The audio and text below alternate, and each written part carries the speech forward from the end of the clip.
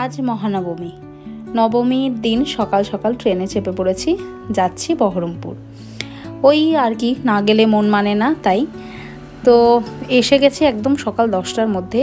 আর এসেই প্রথম কাজ আমার বাবাকে গিফট দেওয়া। প্রতিবার এই সময় আসি আর একটা করে আমি বাবার জন্য টি শার্ট নিয়ে আসি। দিতে এসেই বোন বানিয়ে দিল ডিম টোস্ট আর চা, কারণ মা ঠাকুরের কিছু কাজ করছিল আর মায়ের সঙ্গে বোন ঝগড়া হচ্ছিল এই নিয়ে। আমার একটু সাপোর্ট করেছে মা, তাই। তারপর স্নান সেরে রেডি হচ্ছি, বাজে 2টো। রেডি হয়ে নিয়েছি, আমি একটা খাদির কুর্তি পরেছি, এটা মায়ের থেকে নেওয়া। তো আমার খাওয়া দাওয়ার প্রতি যত না ইন্টারেস্ট ছিল, তার থেকে অনেক অনেক বেশি ইন্টারেস্ট ছিল আমার স্কুলে খাওয়া দাওয়া হচ্ছে বলে। আমি বিদ্যানিকেতনে 5 থেকে 10 অবধি পড়েছি। স্কুলটার সঙ্গে যে কত রকমের স্মৃতি জড়িয়ে আছে তার নেই ঠিক। তো ওই কারণেই আরও আশা, তার সঙ্গে পাড়ার সকলের সঙ্গে দেখা হবে। এই মাঠটা না এতটা ছোট ছিল না, আরও বড় ছিল। বিল্ডিং বেড়েছে সময়ের সঙ্গে সঙ্গে। সেই বারান্দা, আর এটা আমার প্রথম ক্লাসরুম, মানে 5-এ এসে আমি প্রথম এই রুমে বসেছিলাম।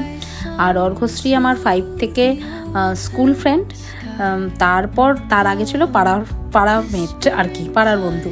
আর এই জায়গাটা দেখেছো, এখানটাই সব ফুচকা টিফিন বিক্রি হতো আর কি। তো এই জায়গাটা এখন হলো মিড ডে মিলের রুম, যেখানে খাওয়া দাওয়াটা হচ্ছে। সবার সঙ্গে খেলাম বসে, পোলাও, আলুর দম, চাটনি আর বোঁদে। খাওয়া দাওয়া শেষে বাড়ি এসে একদম পাওয়ার ন্যাপ নিয়েছি অনেকক্ষণ। সন্ধ্যাবেলা এখন রেডি হচ্ছে আমি আর মা। আমি পরেছি একটা কাঞ্জিভারাম, মা পরেছে গরদ। ভীষণ সুন্দর একটা মা শাড়ি পরেছে। আমার শাড়িটা কলেজ স্ট্রিট থেকে নেওয়া। এর সঙ্গে আমি একটা টেম্পল জুয়েলারি পেয়ার আপ করেছিলাম, এটা ভেলোর থেকে নেওয়া, বেশ সস্তায় পেয়েছিলাম।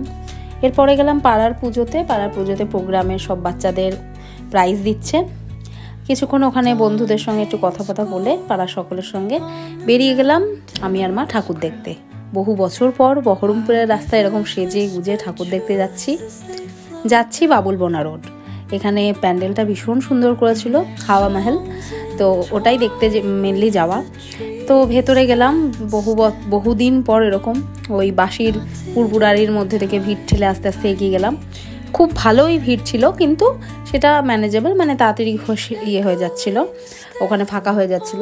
এরপরে গেলাম ওই লালদিঘির পাড়ে লোটাস টেম্পল হয়েছে, তাই বাপরে ভিড়। ফেরার সময় এগরোল আর আইসক্রিম খেয়ে বাড়ি ফিরলাম। চলো, দেখা হচ্ছে নেক্সট ব্লগে।